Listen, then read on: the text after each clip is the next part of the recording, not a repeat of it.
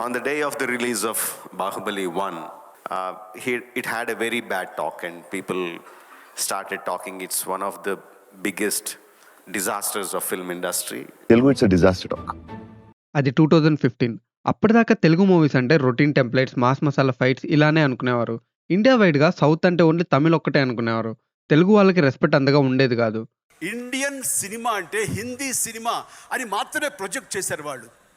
మిగతా సినిమాలు ఏదో ప్రాంతీయ భాషా చిత్రాలంట అవి అటు, అది కూడా పూర్తి స్థాయిలో ఇవ్వాల్సిన రెస్పెక్ట్ ఇవ్వలేదు. అప్పుడొచ్చింది ఒక మూవీ తెలుగు సినిమా హిస్టరీని తిరగరాయడానికి. ఒక డైరెక్టర్, యాక్టర్ అండ్ వాళ్ళకి బ్యాక్ బోన్‌గా ప్రొడ్యూసర్స్. ఒక గ్రేట్ విజన్. అప్పటి వరకు ఎవ్వరు తీసుకొని ఒక రిస్క్ తీసుకున్నారు. దాని ఫలితమే ఈరోజు ఇండియన్ మూవీస్‌లో వచ్చిన చేంజ్. ఆ మూవీయే 'బాహుబలి'. 'బాహుబలి' క్రియేట్ చేసిన ఇంపాక్ట్ ఏంటో మనందరికీ తెలుసు. మూవీ ఇంత పెద్ద సక్సెస్ అవ్వడం వెనక ఎంతో మంది హార్డ్ వర్క్ ఉంది. This video is appreciation for their efforts and how 'Baahubali' shaped Indian cinema. Pre 'Baahubali' era and the birth of an epic. Before 'Baahubali' most of Telugu movies సిమిలర్‌గా ఉండేవి. చాలా మంది డైరెక్టర్స్‌కి విజన్ ఉన్నా వాళ్ళ విజన్‌ని చూపించడానికి ఆపర్చునిటీ ఉండేది కాదు. ప్రొడ్యూసర్స్ అలాంటి స్క్రిప్ట్స్‌ని నమ్మి మనీ పెట్టేవాళ్ళు కాదు. 'ఆదిత్య 369', 'దేవిపుత్రుడు', 'ఈగ', 'అరుంధతి', 'అంజి', 'అనగనగా ఒక ధీరుడు' ఇలాంటి యూనిక్ అటెంప్ట్స్ ఉన్న మూవీస్ కొన్ని వచ్చాయి తెలుగు నుంచి. But most of times either faction or love, fights ఈ టైప్ ఆఫ్ జానర్‌లోనే ఎక్కువ మూవీస్ తీసేవాళ్ళు. ఈవెన్ హర్రర్ మూవీస్ కూడా చాలా తక్కువ వచ్చేవి. వేరే genres like action, adventure, science fiction ఇలాంటి మూవీస్ అయితే చాలా రేర్. ఒక మన సౌత్ మూవీస్ అనే కాదు, ఇండియా వైడ్‌గా అన్ని ఇండస్ట్రీస్ రిస్క్ తీసుకోకుండా ఒక్క మూవీ హిట్ కొడితే మళ్ళీ మళ్ళీ అదే టెంప్లెట్ యూజ్ చేసి మూవీస్ తీస్తూనే ఉండేవాళ్ళు. Mostly Bollywood and Tamil industry దగ్గర బడ్జెట్ ఎక్కువ ఉండటం వల్ల అప్పుడప్పుడు high budget and world building మూవీస్‌ని వాళ్ళ దగ్గర నుండి చూసేవాళ్ళం. వేరే ఇండస్ట్రీస్ నుంచి రావని కాదు, బట్ చాలా తక్కువ ఉండేవి కంపేర్ టు దెమ్. 2010లో వచ్చిన 'Robo' movie budget 132 crores. But అదే టైంకి టాలీవుడ్ నుంచి హైయెస్ట్ కలెక్టెడ్ మూవీ 'మగధీర'కి అంతే కలెక్షన్స్ వచ్చాయి. సో ఇక్కడే మన బడ్జెట్ డిఫరెన్స్ అర్థం చేసుకోవచ్చు. రిస్క్ తీసుకొని 'వన్ నేనొక్కడినే' లాంటి హాలీవుడ్ రేంజ్ మూవీ అటెంప్ట్ చేశారు. బట్ అది బాక్స్ ఆఫీస్ దగ్గర ఫెయిల్ అయింది. సో ఇలా ట్రై చేసిన మెజారిటీ ఆఫ్ మూవీస్ ఫెయిల్ అవటంతో ప్రొడ్యూసర్స్ రిస్క్ తీసుకొని new kind of movies try చేసేవాళ్ళు కాదు. డైరెక్టర్స్ దగ్గర టాలెంట్ లేక కాదు, చాలా మంది దగ్గర విజన్ ఉంది. బట్ వాళ్ళకి ఆ విజన్‌ని చూపించడానికి ఫ్రీడమ్ లేదు. ఆ టైంలోనే తెలుగు సినీ చరిత్రను మార్చబోతున్న ఐడియా ఒకటి స్టార్ట్ అయింది. అప్పుడే 'ఈగ' మూవీతో తెలుగు మూవీ వీఎఫ్ఎక్స్‌లో రాజమౌళి గారు ఒక బెంచ్ మార్క్ క్రియేట్ చేశారు. తన నెక్స్ట్ మూవీ 'ప్రభాస్‌తో' ఉండబోతుందని అనౌన్స్ చేశారు. యాక్చువల్‌గా రాజమౌళి గారు తన ఫాదర్ విజయేంద్ర ప్రసాద్ గారి దగ్గరికి వెళ్లి 'ప్రభాస్‌తో ఒక మూవీ తీయబోతున్నాం. దానికొక స్టోరీ రాయండి. అది రాజుల కాలంది అయ్యుండాలి. అందులో ఫైట్స్, డ్రామా అండ్ ఎమోషన్స్ అన్నీ ఉండాలని చెప్పారు. నెక్స్ట్ ఆయన 'బాహుబలి' స్క్రిప్ట్ రాశారు. సో దాంతో ప్రభాస్ గారి కోసమే 'బాహుబలి' స్క్రిప్ట్ పుట్టింది. ప్రభాస్ అండ్ రానా గారు తమ ప్రైమ్ టైమ్ 5 ఇయర్స్‌ని ఈ మూవీ కోసం డెడికేట్ చేశారు. అసలు అప్పటి వరకు 100 క్రోర్స్ వస్తేనే ఇండస్ట్రీ హిట్ అనుకునే రోజుల్లో శోభు అండ్ ప్రసాద్ గారు స్క్రిప్ట్‌ని నమ్మి జస్ట్ పార్ట్ 1కే బడ్జెట్ 180 క్రోర్స్ పెట్టి రిస్క్ తీసుకున్నారు.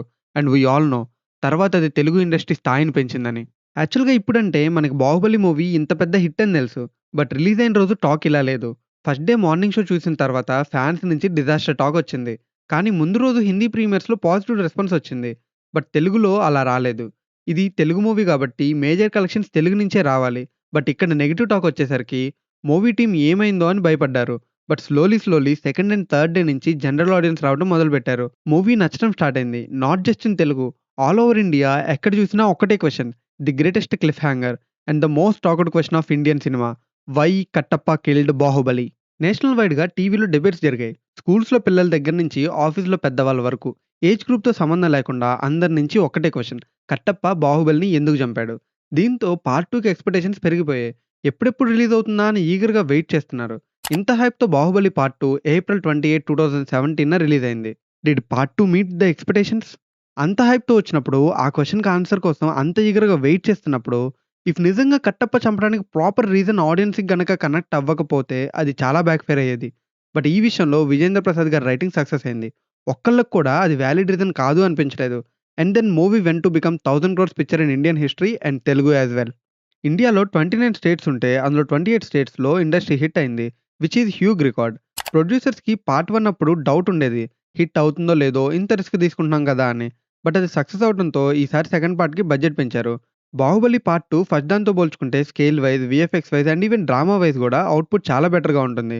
జనరల్‌గా మోస్ట్ ఆఫ్ సీక్వెల్స్‌లో ఫస్ట్ పార్టే బెటర్‌లే అన్న ఫీల్ వచ్చేది.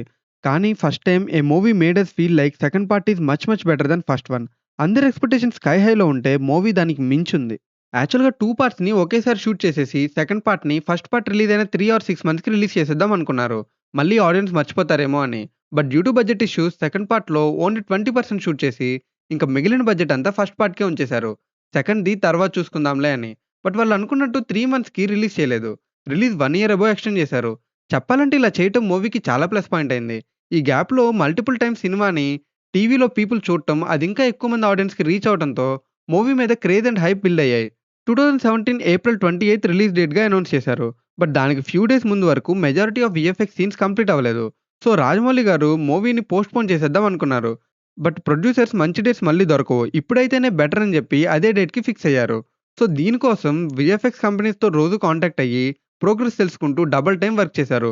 వీఎఫ్ఎక్స్ మొత్తం మూవీ రిలీజ్ అయ్యే 1 వీక్ ముందు కంప్లీట్ చేశారు. వాళ్ళంత స్ట్రగుల్ అయినా ఎక్కడ క్వాలిటీలో కాంప్రమైజ్ అవ్వకుండా చూసుకోవడం వల్లే మూవీ అంత సక్సెస్ అయింది. అండ్ దెన్ పోస్ట్ 'బాహుబలి' ఎరా. 'బాహుబలి' తర్వాత ఇండియన్ ఫిల్మ్స్‌లో చాలా చేంజ్ వచ్చింది. ప్రొడ్యూసర్స్ డైరెక్టర్స్ విజన్‌ని బిలీవ్ చేయడం స్టార్ట్ చేసి రిస్క్ తీసుకోవడం మొదలుపెట్టారు. డైరెక్టర్స్‌కి గూడా వాళ్ళ విజన్‌ని చూపించే ఫ్రీడమ్ వచ్చింది. మూవీ బడ్జెట్ పెరిగాయి. అందరూ యూనిక్ కాన్సెప్ట్ ట్రై చేయడం స్టార్ట్ చేశారు. దాని రిజల్ట్ ఇప్పుడు మనందరం చూస్తున్నాం. ఈవెన్ ఆడియన్స్ మూవీ చూసే విధానంలో గూడా చాలా చేంజ్ వచ్చింది. Now they are expecting something new. ఇదంతా ఓన్లీ తెలుగు ఫిల్మ్ ఇండస్ట్రీలో మాత్రమే కాదు. ఈ మూవీ అన్ని ఇండస్ట్రీస్‌కి హెల్ప్ అయింది. 'బాహుబలి' తర్వాత 'కేజీఎఫ్', 'ట్రిపుల్ ఆర్', 'కల్కి', 'సలార్', 'కాంతార' ఇలాంటి ఎన్నో మూవీస్ వచ్చాయి. 'కల్కి' లాంటి ఇంటర్నేషనల్ స్టాండర్డ్స్ ఉన్న మూవీ వచ్చిందంటే దానికి ప్రైమరీ రీజన్ 'బాహుబలి' అనే చెప్పాలి. 'బాహుబలి' రాకపోయి ఉంటే తెలుగు ఫిల్మ్ ఇండస్ట్రీ ఇప్పుడున్న పొజిషన్‌లో ఉండేదా అంటే మేబీ నో. బట్ ఇప్పుడున్న దానికి రీజన్ అయితే ఆ రోజు ఆ మూవీ రావటమే. ఈవెన్ సౌత్ అంటే మాస్ మూవీస్ అనే స్టీరియోటైప్ నార్త్‌లో ఉండేది. అది కూడా బ్రేక్ అయ్యి సౌత్ మూవీస్‌లో ఉన్న స్టోరీ అండ్ విజన్‌ని చూడటం స్టార్ట్ చేశారు.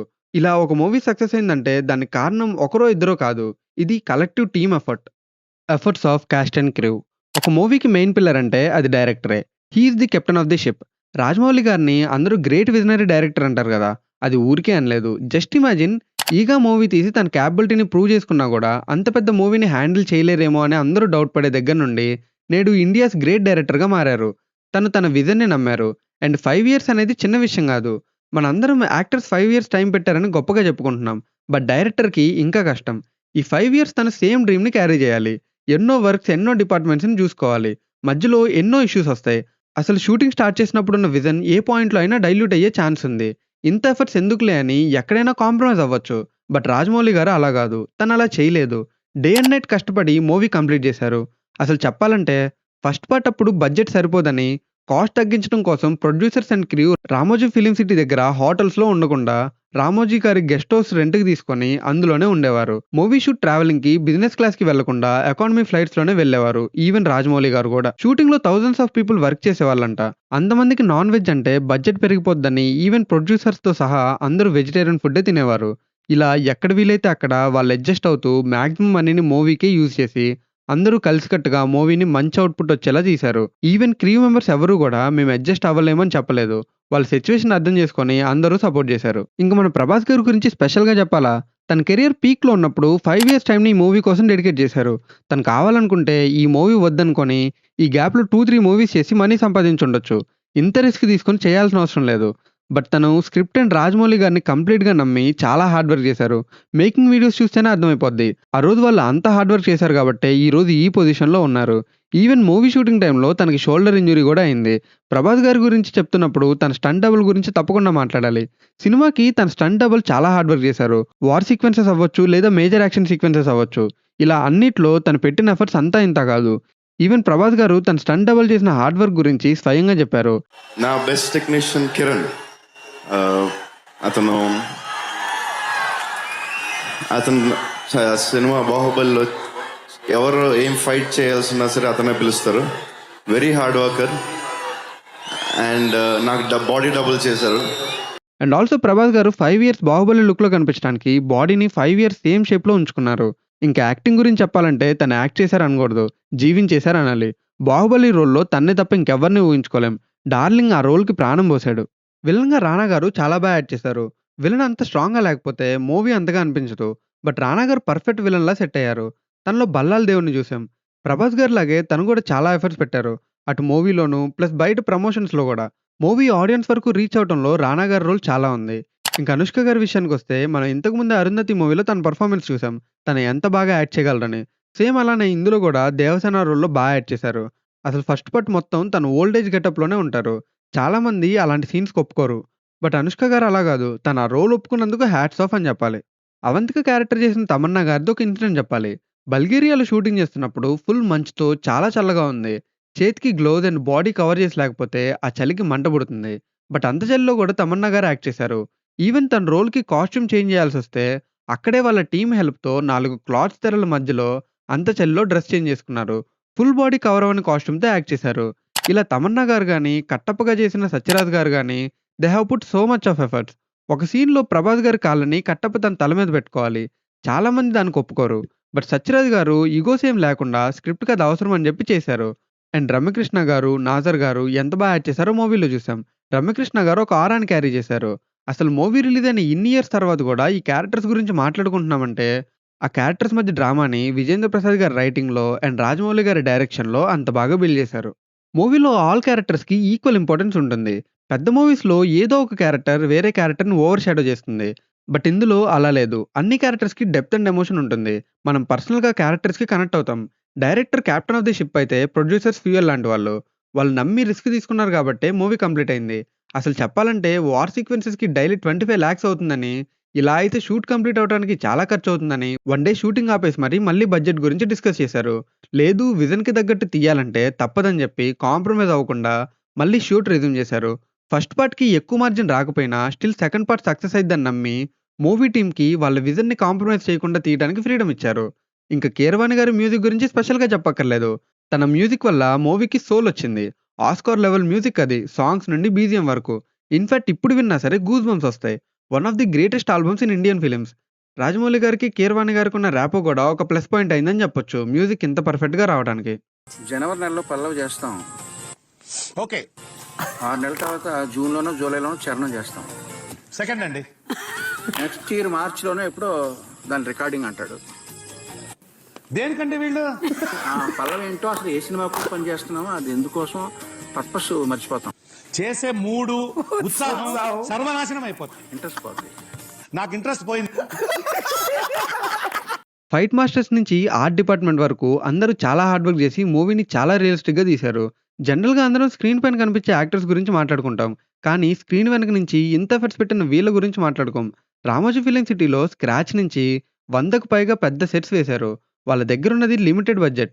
బట్ అందులోనే మహేష్మతి కింగ్డమ్ నుంచి సోల్జర్స్ కాస్ట్యూమ్ వరకు, వాళ్ళు వాడే వెపన్స్ నుంచి రథాల వరకు క్రియేట్ చేసిన విధానానికి హ్యాట్స్ ఆఫ్ చెప్పాలి. Cinematographer Senthil Kumar and editors movie visuals చాలా బాగా వచ్చేటట్టు చూసుకున్నారు. ఇంకా వీఎఫ్ఎక్స్ గురించి చెప్పాలంటే 20-30 VFX companies across the world work చేశాయి ఈ మూవీ కోసం. ఈవెన్ వాళ్ళకిచ్చిన లిమిటెడ్ బడ్జెట్‌లో చాలా న్యాచురల్ అండ్ రియలిస్టిక్ సీన్స్ ఇచ్చారు. మూవీ డెడ్‌లైన్ దగ్గరకొచ్చినప్పుడు డే అండ్ నైట్ కూర్చొని బెస్ట్ అవుట్‌పుట్ ఇచ్చారు. ఒక రియలిస్టిక్ వరల్డ్‌నే బిల్డ్ చేశారు. And then marketing. మూవీ ఎంత బాగా తీసినా ప్రాపర్ మార్కెటింగ్ లేకపోతే ఆడియన్స్ వరకు రీచ్ అవ్వదు. సో మార్కెటింగ్ అనేది మూవీకి చాలా ఇంపార్టెంట్. ఈ విషయంలో మూవీ టీమ్ సక్సెస్ అయ్యారనే చెప్పాలి. పార్ట్ 1కి అసలు మన యాక్టర్స్ నార్త్‌లో అంతగా తెలీదు. మెజారిటీ అందరూ అన్‌నోన్. బట్ అందరికీ తెలిసేలా చేశారు. మూవీ టీమ్ ఇలా అనుకున్నారు. ఇఫ్ హాలీవుడ్ నుంచి మార్వెల్ మూవీస్ వచ్చి ఇక్కడ ఆడుతున్నప్పుడు మన మూవీస్ ఎందుకు హిందీ బెల్ట్ వరకు రీచ్ అవ్వకూడదు అని. సో ఇందుకే పాన్ ఇండియా వైడ్‌గా రిలీజ్ చేద్దాం అనుకున్నారు. దీనికి బాలీవుడ్ నుంచి కరణ్ జోహార్ హెల్ప్ కూడా తీసుకున్నారు. అది హిందీ ఆడియన్స్ వరకు తెలుగు సినిమా రీచ్ అవ్వడానికి చాలా హెల్ప్ అయింది. అండ్ తను ఇండియాస్ బిగ్గెస్ట్ మోషన్ పిక్చర్ అనే ట్యాగ్‌లైన్ సజెస్ట్ చేశారు. ఇది కూడా ప్రమోటింగ్‌కి చాలా హెల్ప్ అయింది. ట్రైలర్ లాంచ్‌కి బిగ్ ఈవెంట్స్ పెట్టడం, పాన్ ఇండియా వైడ్‌గా ప్రెస్ మీట్స్ అటెండ్ అవ్వటం, తమిళ ఆడియన్స్‌కి రీచ్ అవ్వటం కోసం ధనుష్ హెల్ప్ తీసుకోవటం, ఇంటర్వ్యూస్ అటెండ్ అవ్వటం, మెర్చండైజర్స్ ఇలా సాధ్యమైనంత వరకు ప్రమోషన్స్ చేశారు. అండ్ ఇండియాలో మారుమూలల్లో ఉన్న విలేజెస్ వరకు ఈ మూవీ గురించి తెలిసేలా చేశారు. కన్క్లూజన్. 'బాహుబలి' అనేది ఒక యూనిక్ అండ్ డేరింగ్ అటెంప్ట్. ఇంతమంది కలిసి ఎంతో హార్డ్ వర్క్ చేసి ఇండియన్ ఫిల్మ్స్ తీసే విధానాన్ని చేంజ్ చేశారు. న్యూ ఏజ్ క్రియేటివ్ ఫిల్మ్స్‌కి పునాది వేశారు. రేపు ఈ మూవీ కన్నా ఫ్యూచర్‌లో ఇంకో మూవీ ఎక్కువ కలెక్ట్ చేయొచ్చు. బట్ 'బాహుబలి' మూవీ క్రియేట్ చేసిన ఇంపాక్ట్ అనేది హిస్టరీ పేజెస్‌లో అలా ఉండిపోతుంది. 'Baahubali' was more than a movie. It was a revolution, a teams madness, a directors obsession, an industry's rebirth. It didn't just change how films were made, it changed how films were dreamt. It's July 10, 2015. India's biggest motion picture release అయింది. And the rest is history.